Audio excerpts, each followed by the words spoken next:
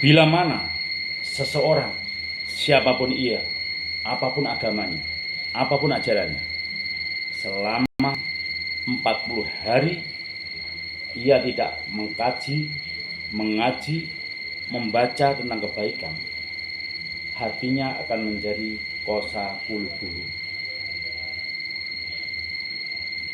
Bila mana dalam 40 hari ia tidak ngaji kitab, ngaji diri, ngaji rasa, ngaji alam selama 40 hari, hatinya akan menjadi kosa bulu-bulu, keras hatinya. Saya mau puluhan tahun. Langsung kerasa ya. Ketembak nih. Nah, sibuk duit aja. Nah, itu. Makanya sejatinya penyadaran diri itu adalah hidayah. Kalau orang ketemu saya, melihat saya seorang seniman, nggak akan ketemu. Tapi kalau melihat siapa sejatinya Mas Polen itu,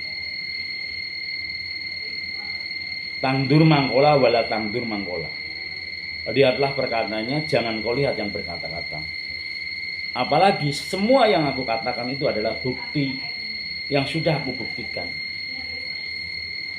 Kok ijik kurang yakin? Jenengan sudah membuktikan. Kok ijik kurang yakin apa yang jenengan buktikan? Gitu. Dan yakin itu adalah bukti dari iman. Yakin itu bukti dari iman. Dan kalau sering terbukti, timbullah ilmu yakin, ilmu yakin. Sampai nanti ketemunya seperti ajalnya para wali. Para wali Allah itu tidak ada kekhawatiran dalam hidup. Lah awake iki wong biasa, kok nggak nerokne wali? Malah berpikir gini, iya kan makomnya dia beda, dia kan nabi, kita ini loh. Justru itu dia nabi, dia wali, itu kita suruh belajar sama dia, niruin beliau. Jangan berdalih karena kita nggak bisa membedakan makom, kita nggak bisa seakan-akan menyalahkan diri sendiri. Oh dia kan wali, dia nabi, bisa lah kita. Mana mungkin bisa loh kok membatasi kewenangan. Justru kita harus belajar dari beliau semaksimalnya, semampunya. Jangan membatasi giliran kita nggak bisa melakukan, ini nyalain setan, wah ini saya mah digoda setan, nyalain orang lain, nyalain diri sendiri, mendolimi diri sendiri, ini kurang baik.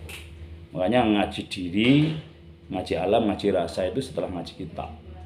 Kalau seseorang hanya ngaji kitab full, atau bahasanya ahli kitab tok lo ya, dia hanya dapat seperempat. Karena seperempatnya ada di ngaji diri, dibuktikan dalam diri. Seperempatnya di ngaji alam, komunikasi dengan orang, sosialisasi dengan orang. Nah, seperempatnya ada di ngaji rasa. Dirasakan semua dibuktikan sampai tahap rasa. Nggak bisa dibantah lagi orang membuktikan. Ngaji kitab, ngaji diri, ngaji alam, ngaji rasa. Seperempat tambah seperempat tambah seperempat tambah seperempat menjadi 4/4 sama dengan 1. Cukuplah iya.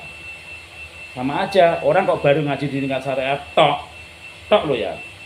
Hanya ngaji tingkat syariat tok. Dia baru dapat 1/4. Oh, seperempatnya ada di tarekat kok. Seperempatnya ada di hakikat dan seperempatnya ada di marifat. Bila seseorang sudah ngaji syariat, tarekat, hakikat dan marifat, 4/4 sama dengan 1. Makanya tidak ada gunanya kita berbangga dengan apa yang kita pelajari sebelum membuktikan. Membanggakan agama, kalau kita tidak melakukan agamanya, malah memalu-maluin agama, malah merusak agama kita. Buktikan dulu, baru kita bangga dengan agama kita. Bangga tapi tidak membuktikan, ini merusak agama. Banyak orang bangga dengan agama tapi tidak bangga dengan Tuhannya. Dia jauh dari perilakunya dari agama, jauh dari Tuhannya, tapi dia udah bangga membanggakan. Itu namanya bawa-bawa agama, merusak citra. Yang merusak agama itu sebenarnya orang luar atau orang dalam? Yang merusak agama kita, saya kan Islam. Yang merusak agama Islam itu orang luar atau orang dalam?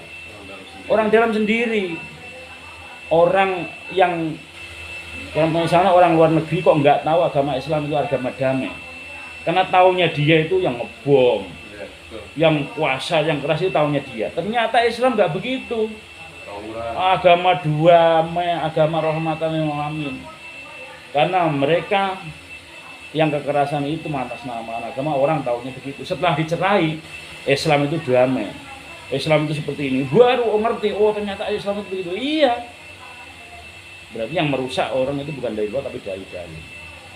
Islam itu karena agama yang paling agung, agama paling sempurna, penutup dari agama yang lain.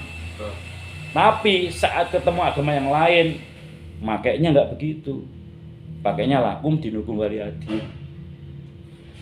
Dan sejatinya Islam itu isinya agama. Islam artinya apa sih? Damai, selamat. Orang beragama Islam belum tentu Islam. Dan orang beragama lain, orang yang Islam belum tentu beragama Islam juga. Ada orang beragama lain menemukan Islam. Ada orang yang beragama Islam juga menemukan Islam.